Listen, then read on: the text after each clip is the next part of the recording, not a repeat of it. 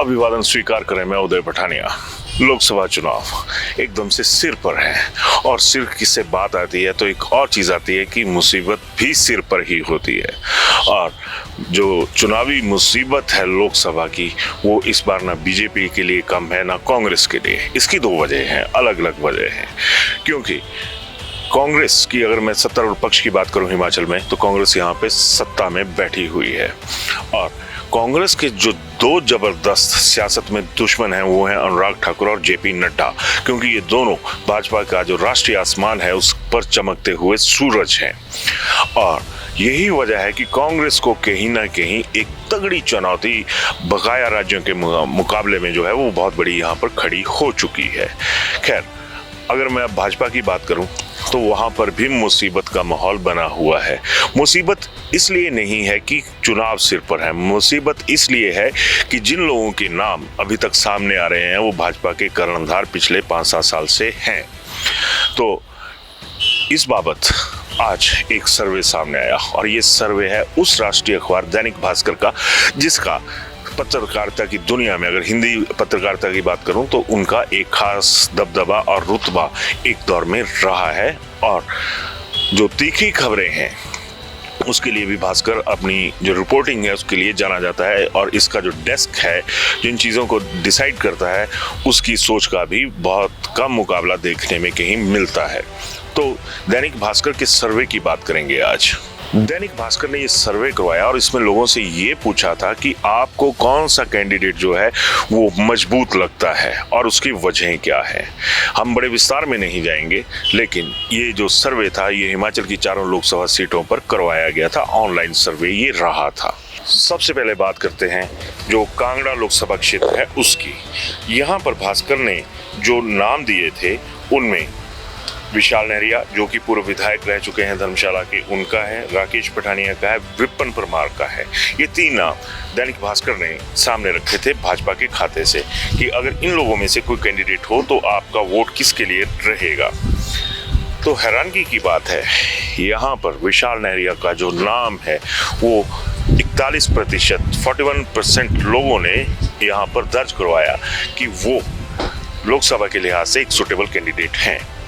और मजे की बात यह है कि विशाल नहरिया, जिनका ये करियर पॉलिटिक्स में सिर्फ 2.5 साल का 2 साल का रहा था, अब वो एक बार फिर लोकसभा के लिए निकलकर सामने आ चुके हैं। क्योंकि विशाल नहरिया का जब कुछ परिस्थितियां ऐसी बन गई थी कि पार्टी ने उन्हें विधानसभा का टिकट नहीं दिया था, लेकिन कहते हैं सियासत है और शायद कुछ और फैक्टर्स भी रहे होंगे कि आज विशाल नहरिया 41% के साथ कांगड़ा के लोगों ने बेहतरीन उम्मीदवार बताए हैं। दूसरे नंबर पर राकेश पठानिया का नाम रहा है, जिन्हें 20% लोगों ने अपनी पसंद बताया है। तीसरा नाम विपिन परमार का है, जो कि भाजपा के कद्दावर नेता भी रहे हैं और सरकार में भी उनकी हिस्सेदारी रही है। तो उन्हें मिले हैं 17%। मगर हैरानगी की बात है, एक अन्य कॉलम भी था जिसमें लिखा गया था अन्य, तो 22% लोगों ने यहाँ पर अन्यों में बकाया नेताओं को रखा। इसी तरह अगर कांग्रेस की बात करें तो रघुवीर सिंह बाली, जो कि स्वर्गीय जीएस बाली के बेटे हैं और मौजूदा सरकार में हिस्सेदारी भी है उनकी सत्ता में, तो उनको 45% लोगों ने बतौर लोकसभा उम्मीदवार अपनी पसंद बताया है। दूसरे नंबर पर, अब हैरानगी की बात देखिएगा, दूसरे नंबर पर चौधरी चंद्र कुमार आए हैं, जिन्हें सिर्फ 16% लोगों ने एक बेहतरीन उम्मीदवार माना है। अब मैंने हैरानगी की बात इसलिए कहा कि जो ओबीसी बहुल जिसको माना जाता है उसमें चौधरी चंद्र कुमार को 16% लोगों ने वोट किया। और इसी तरह तीसरे नंबर पर आई आशा कुमारी। हालांकि एक दौर में ये कांग्रेस की कद्दावर नेत्री रह चुकी हैं, लेकिन इन्हें सिर्फ 14% लोगों ने एक सही उम्मीदवार लोकसभा के लिए बताया। जबकि अन्यों में यहाँ पर भी हैरानगी की बात है कि 25% लोगों ने किन्हीं और जो उम्मीदवार हैं उनका जिक्र किया है। अब दूसरी अहम सीट आती है मंडी। मंडी में एक बार धमाका इसी में हुआ है कि जो नेता विपक्ष हैं और पूर्व मुख्यमंत्री जयराम ठाकुर हैं, उन्हें 42% लोगों ने अपनी पहली पसंद बताया है। और जिन कंगना रनौत का जो एक सियासी शोर है वो लगातार चलता रहता है कि वो चुनाव लड़ेंगी, उनके लिए सिर्फ 28% लोगों ने अपना झुकाव जो है वो दिखाया है। पूर्व सांसद महेश्वर सिंह इस सर्वे में सिर्फ 17% वोटों तक सिमट कर रह गए हैं। मंडी संसदीय क्षेत्र में सिर्फ 17% लोगों ने महेश्वर सिंह को अपनी पसंद बताया है। और जोर देखिएगा, मंडी में किसी अन्य उम्मीदवार के नाम पर कोई ज्यादा किसी जो इस सर्वे में हिस्सा लेने वाले लोग थे उन्होंने अपनी सहमति नहीं जताई है। अन्य के खाते में सिर्फ 14% लोगों ने ही अपना जो झुकाव है वो दिखाया है। और यहाँ पर मैं कांग्रेस की बात करूं तो यहाँ पर कांग्रेस में प्रतिभा सिंह जो मौजूदा सांसद भी हैं, उनका नाम पहले नंबर पर आया है। और हैरानगी की बात है, विक्रमादित्य सिंह जो इनके ही बेटे हैं, उनको सिर्फ 33% लोगों ने एक सही उम्मीदवार आंका है। यानी माताश्री अपने बेटे से आगे चली हुई हैं, वो भी 5% से फर्क से। और कौल सिंह ठाकुर जो कि किसी दौर में कद्दावर मंत्री भी रहे थे और पिछला हालिया चुनाव वो हार चुके हैं, वो सिर्फ 17% लोगों की जो पसंद है वो इस सर्वे में नजर आए हैं। जबकि अन्य के मामले में कांग्रेस के भी वही हालात हैं। अन्य के मामले में लोगों ने सिर्फ 13% लोग ऐसे आए हैं जिन्होंने ये कहा है कि कोई और भी हो सकता है। अब बात आती है एक एक्स्ट्रा ऑर्डिनरी हॉट सीट की, और ये हॉट सीट है हमीरपुर।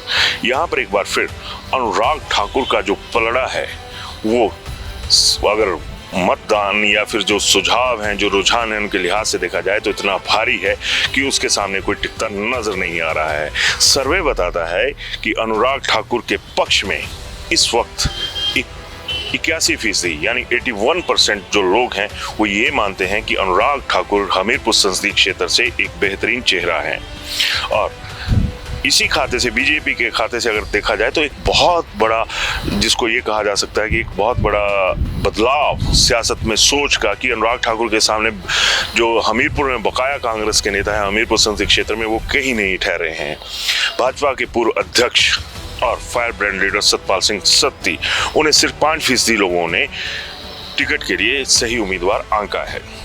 और तीसरे नंबर पर सुरेश चंदेल हैं, जिन्हें सिर्फ 4% लोगों ने अपने हिसाब से एक अच्छा कैंडिडेट माना है। यहाँ पर एक और बहुत बड़ा बदलाव है कि अन्य के खाते में सिर्फ 10% लोग ऐसे हैं हमीरपुर संसदीय क्षेत्र से जो ये मान रहे हैं कि कोई और भी हो सकता है।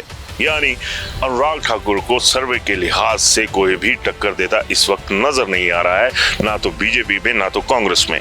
कांग्रेस की बात करूं तो यहाँ पर जो कांग्रेस का सर्वे हुआ है, यहाँ पर एक नया चेहरा सामने आया और ये चेहरा है अभिषेक राणा। ये वही अभिषेक राणा है जो कि मौजूदा, एक तरह से ये कहूँ कि जो कांग्रेस की कवायदों से, कांग्रेस सरकार की वजह से असंतुष्ट हैं, खुद को असहज महसूस कर रहे हैं। राजेंद्र राणा, अभिषेक राणा राजेंद्र राणा के बेटे हैं। कांग्रेस के खाते से उन्हें 39% वोट जो हैं वो लोगों ने इस सर्वे में दिए हैं। और ये माना है कि अभिषेक राणा एक बेहतरीन जो टक्कर है वो यहाँ पर दे सकते हैं। दूसरे नंबर पर 17% के साथ कर्नल धर्मेंद्र पटियाल है। और तीसरे नंबर पर सुनील बिट्टू जो कि मुख्यमंत्री सुखविंदर सिंह सुक्खू के खासम खास हैं और उनके बिल्कुल एक कमांडर माने जाते हैं, जिनके ऊपर पूरा भरोसा किया जा सकता है।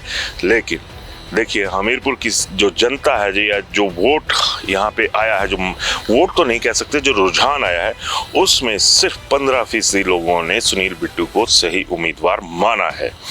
और अन्य के खाते में बात करूँ तो यहाँ आंकड़ा बढ़ चुका है। जो लगभग 29% लोग हैं उनका ये कहना है कि कोई और भी हो सकता है। बारी आती है शिमला संसदीय क्षेत्र की, यानी वो संसदीय क्षेत्र जहां पर 100 में से 90 दिन सरकारें बैठी रहती हैं, चाहे सरकार जो मर्जी हो। यहाँ पर भाजपा के खाते से एक और चीज सामने आई है। जो मौजूदा सांसद हैं सुरेश कश्यप, उन्हें 34% लोग जो हैं वो सही उम्मीदवार मान रहे हैं। जबकि विधायक रीना कश्यप जो पच्छाद से हैं, उन्हें 22% लोग जो हैं वो ये मान रहे हैं कि ये एक अच्छी उम्मीदवार हैं। और वीरेंद्र कश्यप जो कि पहले भी सांसद रह चुके हैं, उन्हें सिर्फ 13% लोगों ने अपनी पसंद बताया है। और जो अन्य का खाता है उसमें भाजपा के लिए 31% लोगों ने अपना जो रुझान है वो दिखाया हुआ है।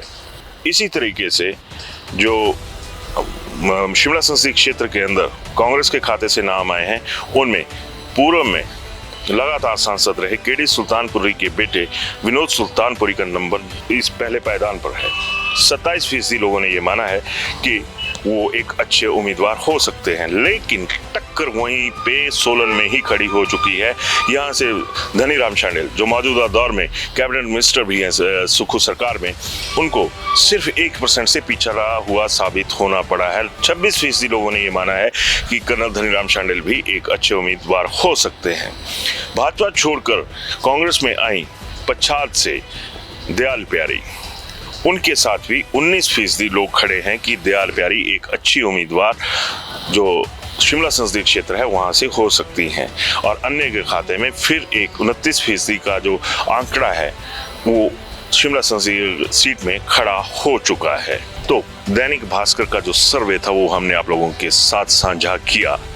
और भास्कर यानी सूर्य, तो सियासत के आसमान पर जो सूर्य हैं उनकी अलग अलग तरीके से जो तपिश है या उनका जो प्रकाश का ऑरा है, कोई बादलों से ढका है, कोई पूरे आसमान पर चमक रहा है, चाहे वो कांग्रेस बीजेपी जिस मर्जी के हों, उनके लिए जो जनता का दैनिक भास्कर के सर्वे में आया हुआ एक निचोड़ है वो हमने आपके सामने रखा।